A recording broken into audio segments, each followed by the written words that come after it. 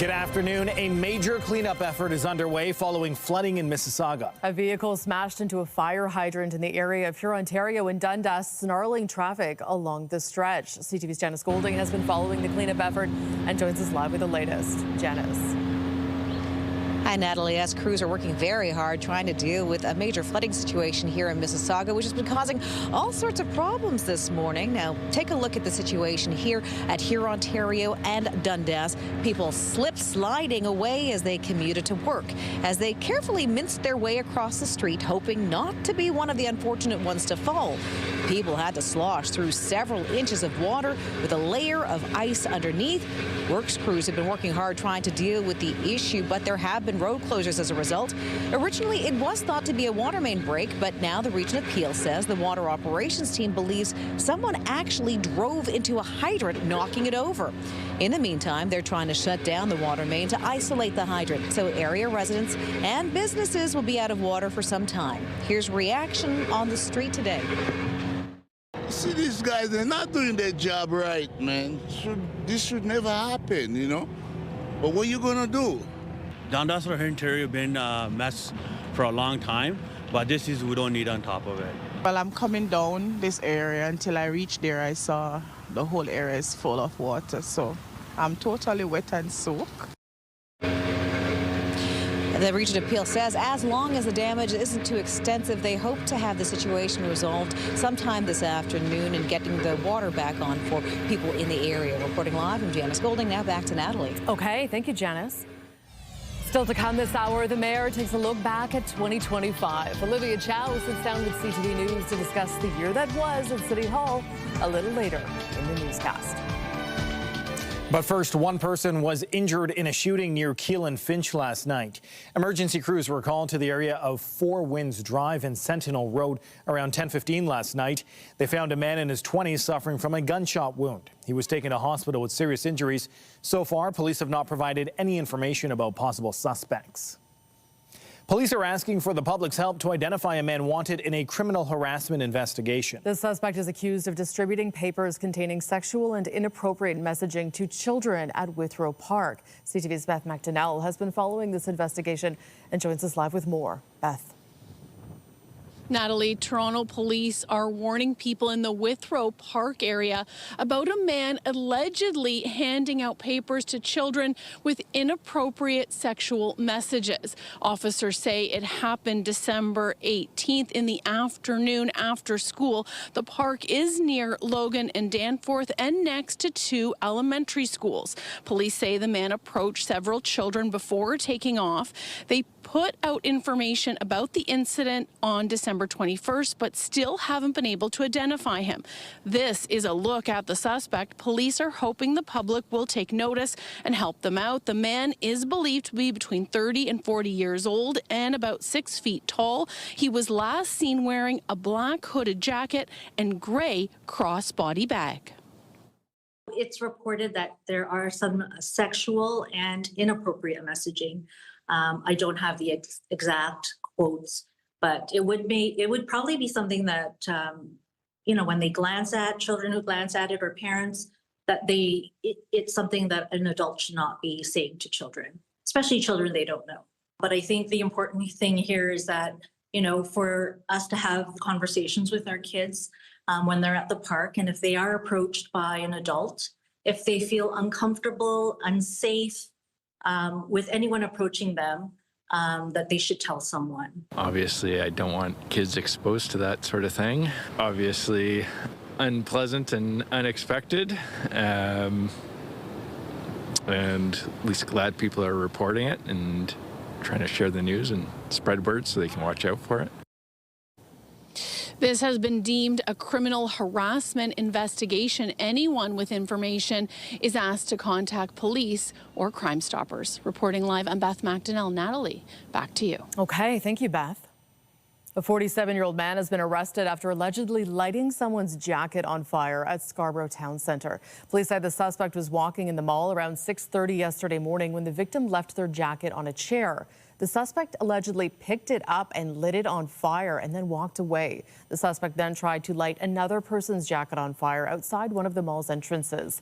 Police were previously searching for the suspect in connection with a similar incident at Kennedy subway station on Sunday morning. 47-year-old Donald McFarlane is facing several charges, including assault with a weapon, arson, and failing to comply with probation. A new survey finds GTA residents think crime is on the rise, despite data showing it is actually on the decline. The Liaison Strategies poll finds nearly 3/4 of Toronto residents believe murders are on the rise in the city, even though they are down by more than 50% compared to last year. Residents of Peel Region also largely believe murders are up, despite a decline of nearly 50% in 2025. More than 70% of GTA residents say they believe auto thefts are getting worse, while data shows a more than 25% reduction in thefts in Toronto and a drop of more than 40% in Peel and York Region. Toronto Public Health has issued a warning following a spike in drug overdoses in this city. Between December 20th and 28th, paramedics responded to 122 suspected opioid overdose calls. That is 35% higher than the 2-year average. Toronto Public Health says fewer than 5 of the cases were fatal. Toronto's drug checking service has confirmed worsening contamination in the city's unregulated opioid supply. Public health officials are urging those who are taking drugs to not do so solo and to carry naloxone. They also say support is available through the Connects Ontario program. The OPP have issued a warning about hazardous driving conditions, which are expected to persist in central Ontario today. This is what the roads looked like near Barrie yesterday, as that region was hit with snow squalls. Environment Canada still has warnings in place for squalls in the area. Between 20 and 40 centimeters of snow is expected in the region through tomorrow afternoon, with the possibility of more than 50 centimeters by New Year's Day.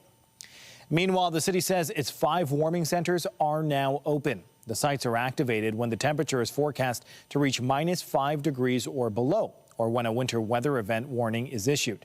The centres are located at 81 Elizabeth Street, 885 Scarborough Golf Club Road, 136 Spadina, 349 George Street, and 12 Holmes Avenue. The facilities provide resting spaces, meals, access to washrooms, and referrals to emergency shelters.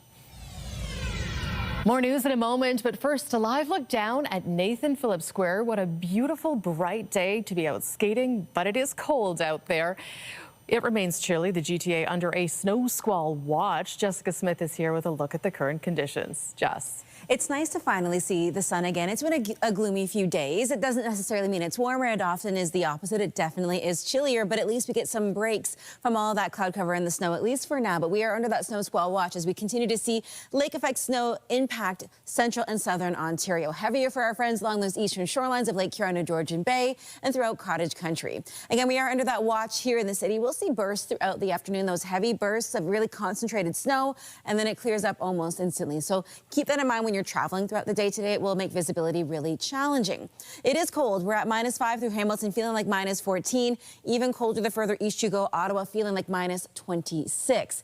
As we head throughout the day today, we are going to stay below seasonal, but we do get closer to where we should be as we enter 2026. But for now, through the islands, -4, feeling like -13. Through Pearson, a little cooler. Overall, this afternoon, again, we're not far off the seasonal mark, but we are just below with a breezy northwesterly wind. Coming up, I'll have a full look at your long-range forecast. We'll talk about your New Year's Eve forecast and what you can expect for the first few days of 2026. But right now, it's back over to Raheem and Natalie. Thanks, Jess. Thanks.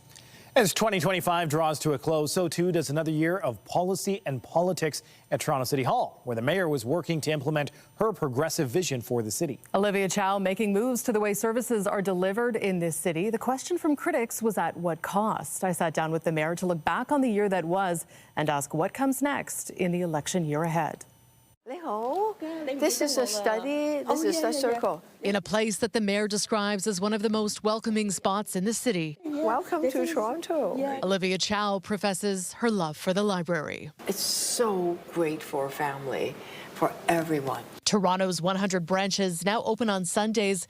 Expanded access, Chow touts as part of her biggest success in 2025. Making life more affordable by all the places that are free. You got it. Saving families money, she maintains through student nutrition programs and 3 straight years of a TTC fare freeze. Well, that's more money in your pocket. Things are tight for some folks. But the question of where the money comes from dominated discussion at City Hall in 2025. The year began with a 6.9% tax hike on the heels of a 9.5% increase, the largest since amalgamation. Chow says next year's number won't be so sky high. We want to make sure that that the service still remain affordable for folks, and which is why we will be bringing a tax rate that is lower. Will it be in line with the rate of inflation or higher? Do you have a sense? It depends on what it is. We are still in the final piece of working it. How mindful are you of the fact that it is an election year and people who feel like they've paid a lot of taxes in the last couple of years, will be looking very closely at what this year's number might be? Well, of course, which is why I've asked the wealthiest 2% of luxury property buyers to pay a bit more. Council this month approved that increase to the land transfer tax on multi-million-dollar homes for a revenue boost of about $14 million. The overall operating shortfall, though, much more than that, at about $1 billion, better than where it stood post-COVID-19. TTC ridership, meanwhile, still has not fully bounced back, despite moves to restore service to pre-pandemic levels. People feel safe enough. Some do, most do, but there are some that are not. As part of a pilot project introduced this year, crisis workers have been deployed in the downtown U of Line 1. Number-wise, it's a lot safer, but the feeling, okay? We just need to get the riders to feel better. The city also offering outreach and assistance to the people living in the encampments that have proliferated across Toronto. Amid a housing crisis, Chow City Hall has embraced a public builder model for new homes and pledged to open up to 20 new shelters by 2033. The 6 already approved, though, were the subject of pushback and protest by neighbors this year. I understand the fear. If they're operated well, don't worry, go and look at other ones. The administration also under fire this year for fumbled files. High-profile incidents of pools closed in the summertime, streets and sidewalks impassable for weeks in the winter. Huge challenges because of climate crisis. As a result, we have not done as well as we could have. The mayor blaming bad contracts signed under the previous administration, promising better snow service in 2026. A lot of things that haven't been working well in the past, we're just there fixing it, making it better. Snow removal is one of them. So you think city services on the whole are better now than when you took office? Yes, it is. Some of those municipal files were this year overtaken by the province. Premier Doug Ford overruling the city on bike lanes and speed cameras, among others. I didn't win that. Too bad. I'm frustrated, but moving on. There are other things we can do together. Chow touting accelerated construction on the Gardner as one example of partnership with the province and securing the funding for new Line 2 TTC subway cars in a deal delivered with Ottawa. I'm trying to build good working relationship with both the provincial and the federal government. There's so much we can do better. But with 10 months left in her term, Chow is not yet confirming whether she will run again. Oh, I don't know. I don't know. It's I'm having a great time. Really enjoying being able to make a difference and really enjoy connecting with different communities and say, hey, you belong. A mission that she is pledging to carry into the year ahead. Continue on the track to make life more affordable for folks and working with the chief and a lot of social services to help young people to keep our city safe. How are they ours? A city Chow has now helmed for 2.5 years that she says has become a more caring place. Library is a great place to be, huh? Turning the page on 2025, heading in to the next chapter. Thank you. Well, 2025 saw a comeback of sorts for Ontario's Liberal Party with more seats and a return to party status in February's provincial election. However, CTV's Queen's Park Bureau Chief Siobhan Morris explains the party remains without a leader and a clear direction heading into the new year. After races in 2020 and again in 2023, Ontario's Liberal Party is in search of a leader, their third since Doug Ford became Premier in 2018. The winter election, a story of wins and losses for the Liberals. They picked up 14 seats, enough to regain party status. We increased our share of the votes substantially to 30%. But Bonnie Crombie defeated in a Mississauga riding, the city where she'd been mayor for 9 years. In September, only 57% of party delegates expressed support in her leadership. It's not the number I wanted. Planning to resign once a new leader is chosen. Crombie hasn't been at Queen's Park since leaving the convention stage. But she continues to be in conversation. She has recently done multiple fundraisers for our Liberal associations. The party president says that work will continue until a successor is in place. We're really excited and energized for this upcoming leadership race. A chance to attract new talent, new members. But the when of it all hasn't been nailed down. The membership survey that we've done will help us with some of the decisions around the rules, the process, the fee, the timing, the voting, as well as the convention. John Fraser's been leading the Liberals in the House. We punch way above our weight. But has no interest in the gig on a permanent basis. There's debate amongst Liberals over whether they should look for fresh blood. Maybe a mayor, maybe somebody from the business world, maybe somebody who's never been in politics but has tons of charisma and game. Versus a leader who already has a spot in the House opposite Doug Ford. Is known to media, already has some brand value in politics. After 3 brutal elections, Reid sees the selection of the next Liberal leader as existential. They need a leader who can light up the electorate in this next election. If they elect a resume or the strongest organizer or the best known person within the tiny camp that is the Ontario Liberal Party already, they will lose again. And who knows where the party will end up. Siobhan Morris, CTV News. Recovery efforts are continuing in Jamaica following Hurricane Melissa, which made landfall as a Category 5 storm at the end of October. Local group Global Medic is packing emergency food kits for those impacted by the hurricane. They're basically taking, rice and kidney beans and chickpeas and green peas and putting them in buckets, sealing them up. It's going to be about 20 pounds of food. We're going to skid that, put it at aircraft height, and this weekend, Air Canada's given us some cargo space down into Montego Bay, and we're going to put several hundred kits down and then be out next week handing food aid out to families in need. Global Medic says roughly 360,000 people were in need of food assistance in the immediate aftermath of the storm. The group is also packing emergency hygiene kits for people who have been displaced. At least 45 deaths have been linked to the hurricane in Jamaica. The family of a Quebec couple is searching for answers after their loved ones were found dead inside a home in the Dominican Republic. The family says 56-year-old Alain Noel and 55-year-old Christine Sauvé died on Christmas Day. They are awaiting autopsy results to determine their cause of death. Global Affairs Canada has confirmed it is aware of the deaths of 2 Canadian citizens in the Dominican Republic. The FBI says it has seized motorcycles worth millions of dollars, which allegedly belong to accused Canadian drug kingpin Ryan Wedding. The motorcycles were seized by Mexican authorities as part of a raid last week. They are valued at roughly $40 million U.S. The raid targeted 4 properties in Mexico believed to be linked to Wedding. In addition to the motorcycles, drugs, ammo, and documents were recovered.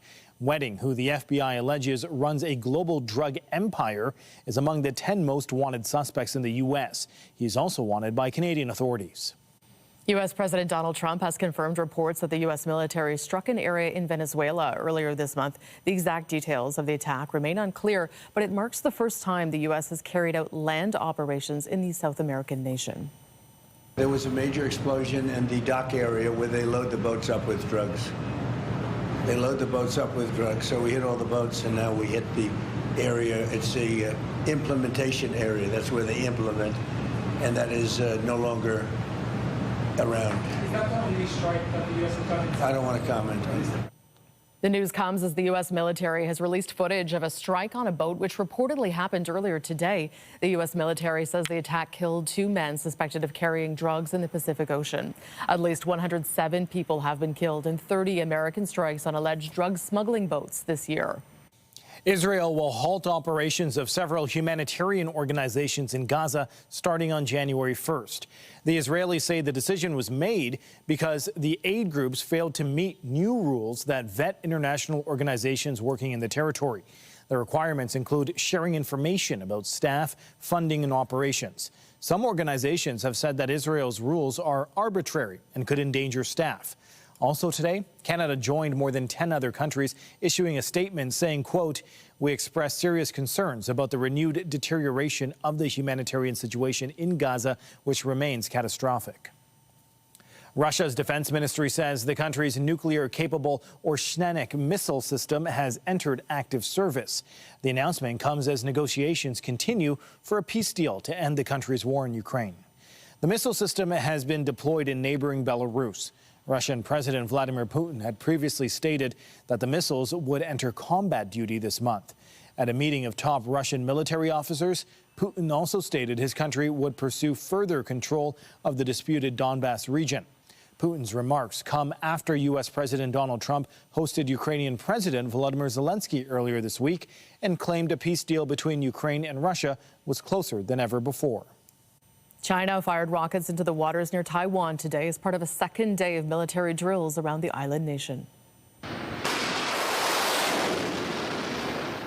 China conducted 10 hours of live fire exercises, launching rockets into the water off the island's north and south coasts. The exercises come less than 2 weeks after the U.S. announced a record $11.1 billion arms package for Taiwan. Thousands of people protested in the streets of Tehran today, calling for action to address Iran's economic crisis, which has been made worse by U.S. sanctions.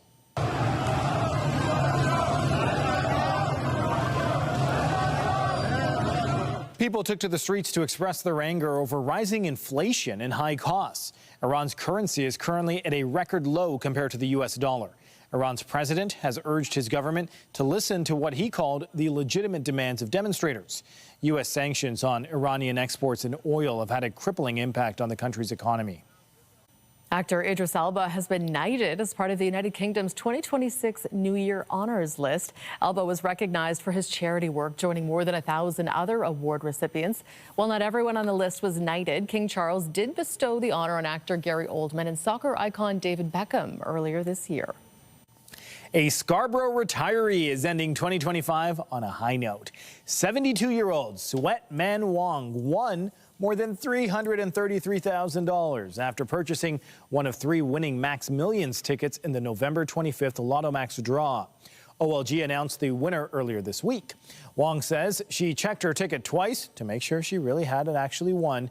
Meanwhile, there is an $80 million jackpot up for grabs in tonight's Lotto Max draw, along with an additional 49 Max Millions prizes. Jess. Well, despite the chill in the air yesterday, we were above seasonal. We saw that kind of messy weather on and off thanks to that lake effect snow machine, and that's not changing at all as we head throughout the day today. The difference is it's a little cooler outside. As we head throughout your Tuesday, we're looking at a daytime high that's not too far off the seasonal mark, but you factor in that wind chill and it's going to feel much cooler. We'll sit around -4 later today, feeling like -12, and although it is still gusty, we're no longer under a wind warning, so at least some good news there. As we head into these final days of 2025, we will feel that chill hold on, so layer up and get ready to enjoy the end of the year. Coming up, a full look at your long-range forecast.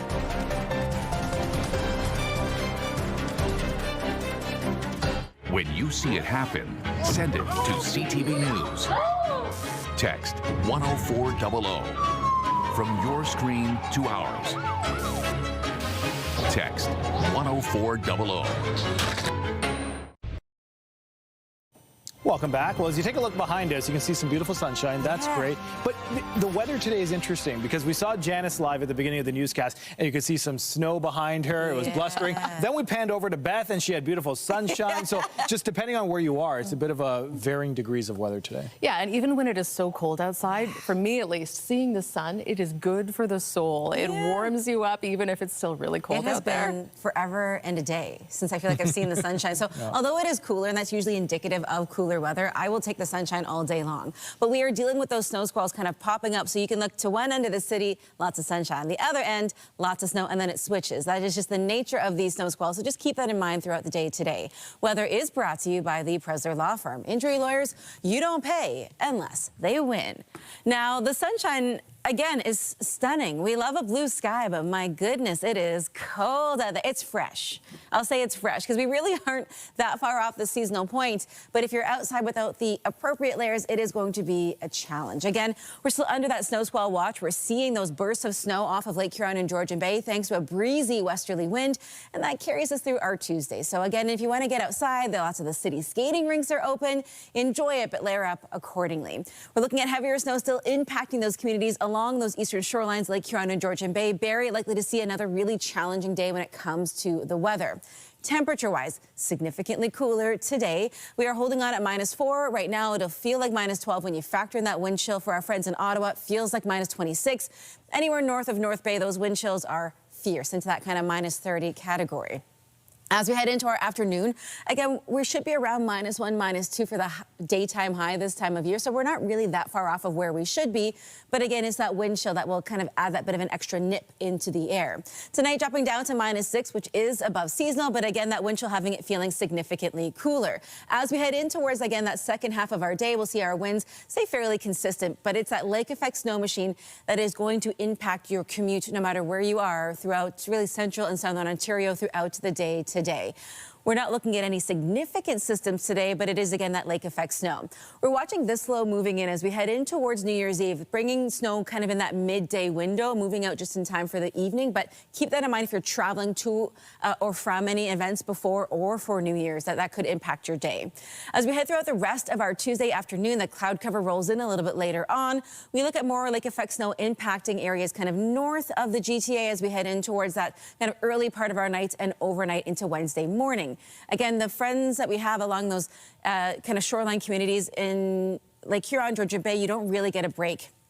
Midday is when that snow kind of impacts almost everybody in central and southern Ontario. The bulk of it does move out as we head in towards 7 p.m. And then as we head in towards 10 p.m. through to midnight, if you are heading out to any of these celebrations, we're looking at a clear but cool evening. So layer up and have some fun.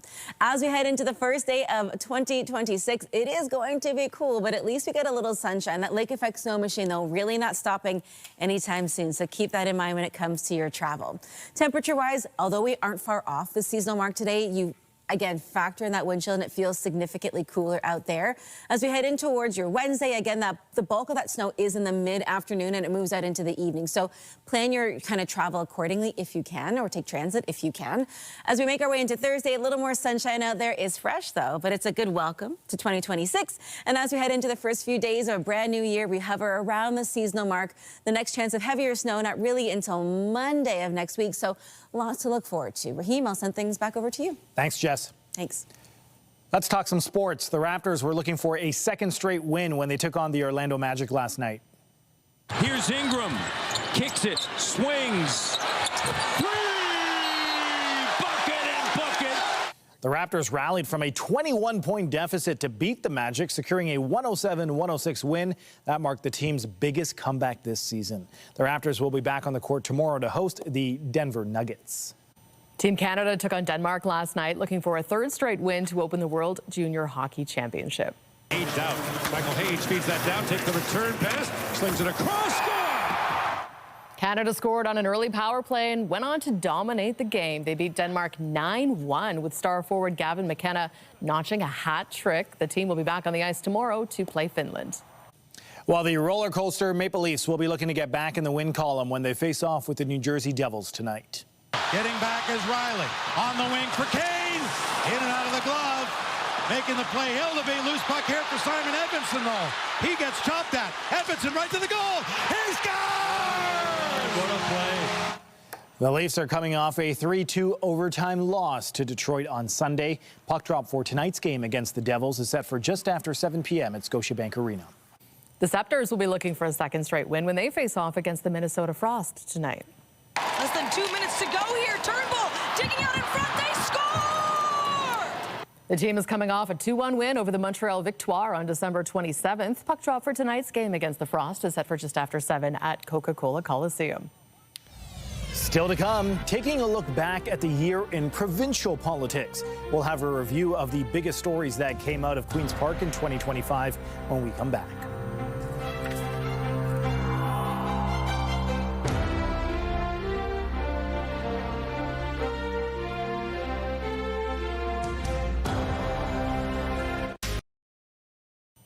Welcome back. At Queen's Park, the whirlwind year began with a rare winter election and Doug Ford's PC securing a third majority government. It kicked off another dramatic series of sittings at the legislature. Our Queen's Park Bureau Chief Siobhan Morris sat down with John Moore and Deb Hutton from News Talk 1010 to look back on 2025 in provincial politics.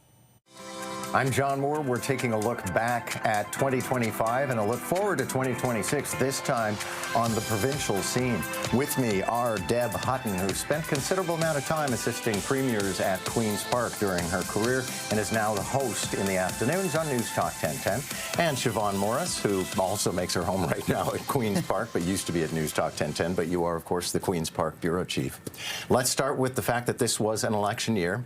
Deb, let's start with you, because I was often impressed with the government's ability and everybody else's ability to pretend that this was a snap election, even though we saw it coming down the pipe for like 6 months. It's true. But whenever you make a decision, Premier of the day, to have an early election, it's a risky act. And so I do believe, even though we've been talking about it, Siobhan was reporting on it, I don't think the Premier was ready to pull the trigger, so to speak, until he actually did. I'm sure he had numbers he wanted to meet. He had polls he wanted to make sure he was solid in. And so I do think it actually was an open question for some time. It is a risky move, and it worked out very well for the Premier, obviously returned for a third majority, which isn't an easy task no matter what the situation. And having come through COVID and having had a pretty ambitious agenda in many ways near the first and second mandates, it was risky. Well, Siobhan, we were supposed to have a scheduled election date, but the Premier, a lot of people think because an inquiry might eventually come back about some of this government scandals, mostly the Greenbelt, they were worried about the impact of that on an existing government, so they decided, fine, press the reset button, get a new mandate, we're in for 4 more years. I don't know if that's the reason. I think you definitely have, Doug Ford was faced with an opposition that's been weakened. You know, the Liberals under Bonnie Crombie at that time had not yet found their footing. They'd been done, the PCs had done real damage to that party and to Bonnie Crombie through these relentless ads. And they'd been telegraphing since the spring, really, that this was at least a possibility, talking about expediting, moving booze into more parts of the economy, into corner stores, more grocery stores. And so it seemed a possibility. But, you know, I think knowing that Donald Trump was set to take the White House, I think put that into much sharper focus and made it a greater possibility. So the result came in, very, very strong majority, and then, of course, Bonnie Crombie eventually, anyway, stepped down as the leader of the Liberals. So let's actually talk about that for a moment. Deb, I mean, it was a very short tenure. I sometimes wonder if Bonnie Crombie regrets the day she ever left her throne in Mississauga.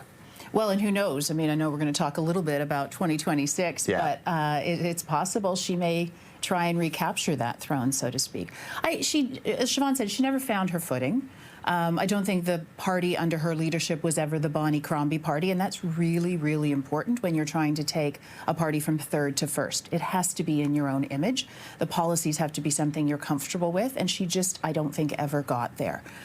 She was used to running a city all on her own, and that's not the same job as leading a party is, particularly with a caucus that predates you, and she didn't have a seat in the House. And while I know it's very possible to run a party without a seat in the House, it is a really important, I think, it gives you a really important ability to manage your caucus. There's also the optics, though, of losing in Mississauga, which I think was sort of the capper for Bonnie Crombie. Did not win the election. Right.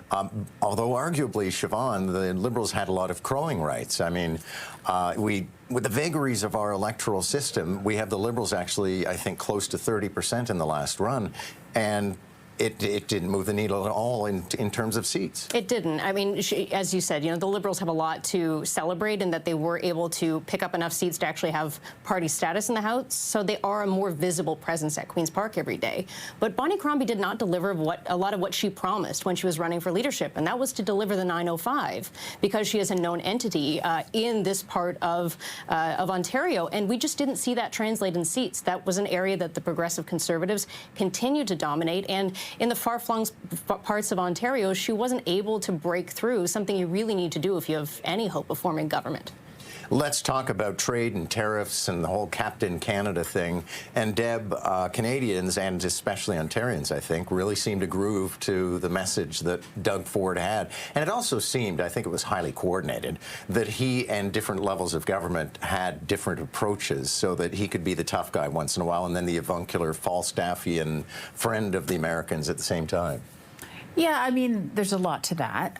Without a doubt, though, too, I think the image of the Premier on trade and tariffs, the image of Bonnie Crombie on trade and tariffs, and the image of Marit Stiles, who we haven't talked about on trade and tariffs, was one that was very clear for Ontarians. And it was Doug Ford going up against Donald Trump. It was Doug Ford fighting for jobs in the economy. So when Siobhan said she wasn't sure if the Greenbelt scandal and some of those investigations was really behind the call of the election, I agree with that. I think it was also that with Donald Trump coming in and his very strong language against the country, the fact that Doug Ford was actually the head of our premiers at the time. They all take turns, and it was his year. He's just left that job in the last few months. I think all those things meant that the election call made sense. And so then you saw him really, really do well on the issue of fighting for Ontario and fighting for Canada. Then we get to the ad, though, Siobhan, and I still thought it was a brilliant idea. And I'm sure everybody has seen it, obviously. This is the ad with Ronald Reagan, and it caused Donald Trump to pull the pin on negotiations. All of a sudden, people started saying, what was Doug Ford thinking? I still think that it probably succeeded, but how did people see it at Queen's Park and across the province? I think from the opposition, you definitely saw anger. You know, the description was, why would you poke the president in the eye? Why would you insert yourself into a conversation that Ontario doesn't have any power, of course, to be negotiating a new trade agreement? The Premier says this is the most successful ad in the history of the world in terms of impressions that it's made, not just in Ontario, Canada, and the United States, but globally. He talks about the phone calls he's been receiving from places in India, Asia, all over the world. Whether or not it's a success, I think is really hard to say. Whether or not this really was the reason that Donald Trump pulled out of negotiations with Canada, who can say? Yeah. But I think that is going to continue to be a thing that sort of sits on the shoulder of the Premier, that he is getting the blame for it. Okay, and then we get to the great big mammoth thing in the room, which would be skills development program and the alleged scandal, as I continue to call it, because it's as yet unproven. But Deb, this has been a tough one, and I think one of the reasons is whenever you have scandals that seem to follow patterns, then it becomes, the public becomes more engaged. And this one is about a government that is often too cozy with some of its friends who also do business with us. So I mean, there is a path that scandals follow. You're absolutely right, John. And I used to always say, back when I was at Queen's Park, they go wider or they go deeper. This one actually hasn't done either of those things. So I would just put a pin in that because it hasn't. It has all stayed with the ministry and with the one program. This is I think the challenge whenever governments get into picking, Mike Harris, my old boss, used to say winners and losers in the private sector. It is one of the problems with corporate welfare. I think the government under the Premier's leadership was very determined in its motives to get money out the door into skills. I believe they believe in that 100%. They just didn't have the process behind it to make sure that the decisions they could stand behind. Doesn't mean there's as much fire as the opposition would like to say there is. There's never been a direct line drawn between this particular minister or his team or the Premier's office and a particular recipient.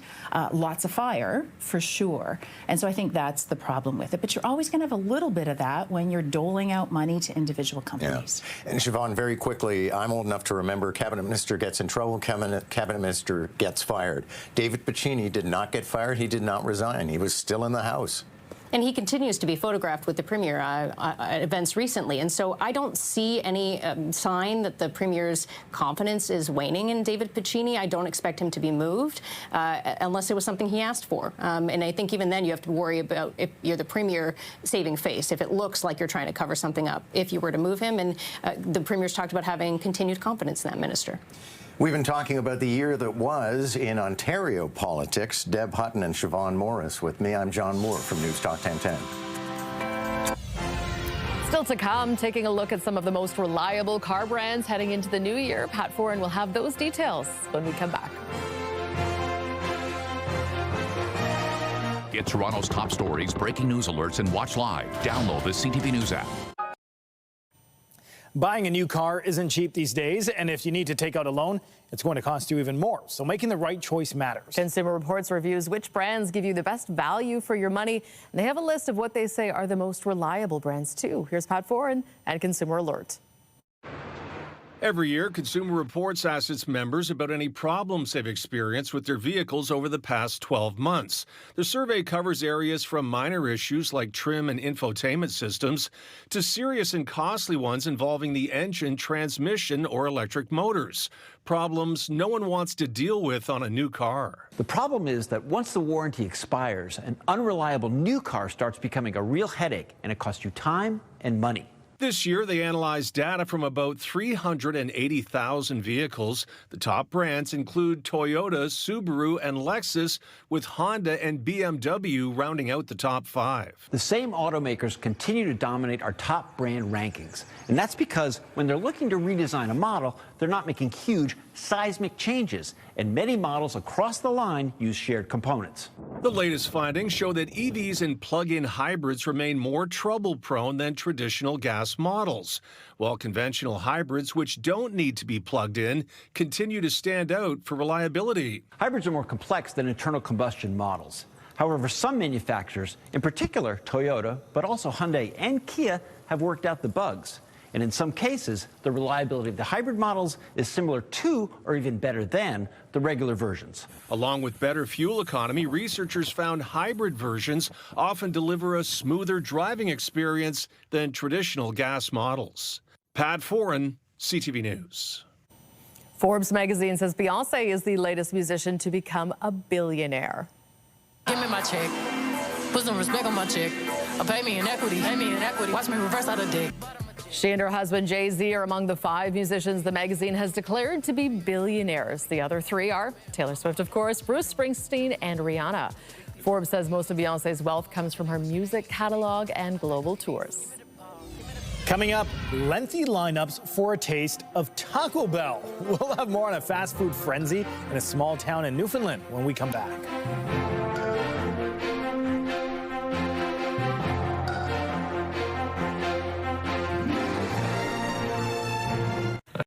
A fast food frenzy has taken over a town in Newfoundland. People have been lining up for hours for a taste of Taco Bell. CTV's Garrett Berry has the spicy details. A parade of red brake lights have taken over this stretch of a major thoroughfare outside of St. John's. Cars lined up down the street for a 3rd day running, waiting for a Taco Bell meal. Delicious. Hopefully it tastes as good as they say. How long did you have to wait? Half an hour. Not too bad. 1:30, 1:58 now. Got the food. Since 1:34. Since 1:34. Do you think it's going to be worth it? Definitely. It better be. It's just something different, something we haven't had in a long time. It was here a couple years ago, came and gone, but nice to have again, see? No, it's not the first time the restaurant has come to this province, but this reception has been staggering.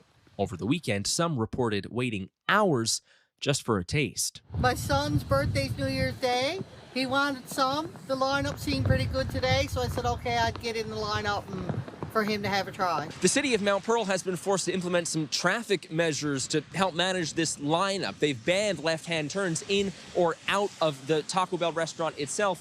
They also have enforcement officers down here in the lineup trying to smooth things along. One job, ensuring people can get in and out of this nearby funeral home.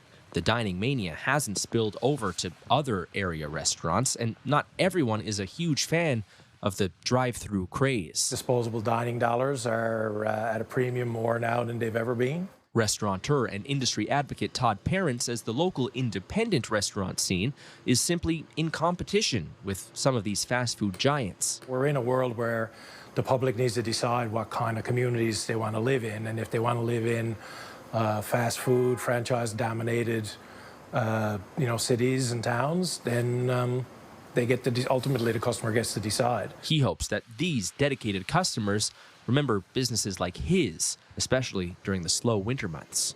Garrett Berry, CTV News, Mount Pearl.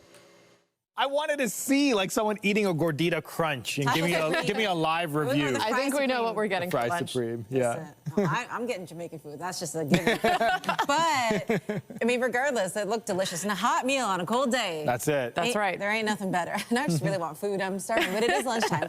We are going to see a cooler weather throughout the day today, and we're still watching for lake effect snow. So keep that in mind if you are heading out anywhere, to be mindful of that. And because we had such a kind of cool down, we've seen a lot of freezing on the sidewalks. So just be mindful when you're out and about. But the lake effect snow is not going anywhere throughout the day today, still prompting a number of watches and warnings, especially through Godridge, through Barrie, for our friends over towards London. So take care. I know a lot of folks still out and about, off, maybe traveling to visit friends and family, so please be careful. -4 right now here in the city, feeling like -12. The further east you go, the cooler it gets, but everybody feeling the chill as we head throughout the day today. We aren't that far off the seasonal point, but again, it is that wind. It is going to be biting as we head throughout your Tuesday into Wednesday as well. We are looking at a cooler evening, but the good news is the snow does clear up just in time for a lot of the New Year's Eve celebrations, so be careful as you head out and about in the evening. Take transit if you can. And as we head into 2026, which is on Thursday, y'all, it is going to be cold, but it'll be sunny, and I will take it. Okay. Yes. And that is CTV News at noon. Remember, you can get Toronto's breaking news all day long on CB24 and at our website, ctvnewstoronto.ca. For Jessica Smith and all of us here at CTV News, thank you for watching. I'm Natalie Johnson. And I'm Raheem Ladani. Be sure to join us later for CTV News at 6.